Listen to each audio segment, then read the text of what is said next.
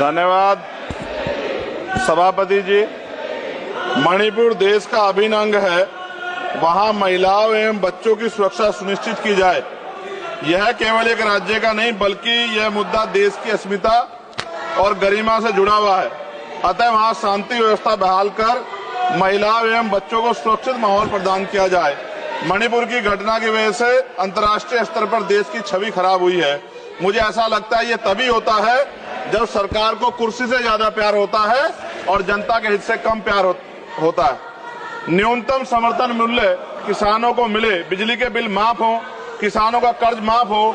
सरकार को समझना होगा कि किसान मजबूत होगा तभी देश की अर्थव्यवस्था मजबूत होगी। खाद पर सब्सिडी बढ़ाई जाए, यूरिया नहीं मिल रहा है, खाद का वितरण पारदर्शिता लाई जाए। यदि समय रहते सरकार ने संज्ञान नहीं लिया तो वो दिन दूर नहीं कि देश में खाद्य संकट हो जाएगा। महोदय, गया में महाबोध विहार प्रकरण जो है, वहां से बुद्धिस्ट समाज में चिंता है और आक्रोश भी है। सरकार उसका हल करे, बुद्धिस्टों को उनका हक दे, जैन समाज की भावना का भी सम्मान रखे और ईसाइयों में भी हमले बंद हो और बहुजन महापुरुषों के विचारों को कार्य और पाठ्यक्रम में शामिल किया जाए। आज SC/ST पे एट्रोसिटी बढ़ रही है, जातिगत भेदभाव की वजह से बारातें रोकी जा रही हैं। अभी हाल की घटनाओं में कई ऐसी घटनाएं हुई हैं उत्तर प्रदेश में जहां जातिगत अपमान हुआ है। नगीना लोकसभा क्षेत्र में किसानों की मुख्य आय का साधन गन्ना उत्पादन है, लेकिन न गन्ने का मूल्य में वृद्धि हुई है और न ही मिल द्वारा समय पे भुगतान किया जा रहा है। गन्ना किसान मजबूत होगा तभी ग्रामीण अर्थव्यवस्था मजबूत होगी।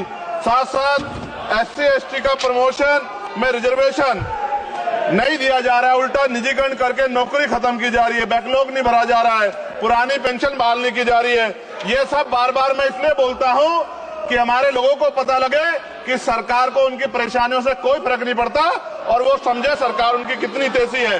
प्रधानमंत्री आवास योजना में जो मानक में बदलाव किया जाए, उससे बहुत से पीड़ित वंचित रह जा रहे हैं। कई बार ऐसा होता है और मैंने ये देखा अपनी आंखों से, किसी ने बरसात से बचने के लिए ईंटें लगा दी हैं, उनको मानक से बाहर कर दिया जाता है। इस वजह से वो परिवार इस सुविधा का लाभ नहीं ले पा रहे। खत्म करूंगा मैम। इस वजह से उनके घर नहीं बन पा रहे और के 75 साल बाद भी लोगों पे घर नहीं है। शर्म की बात है।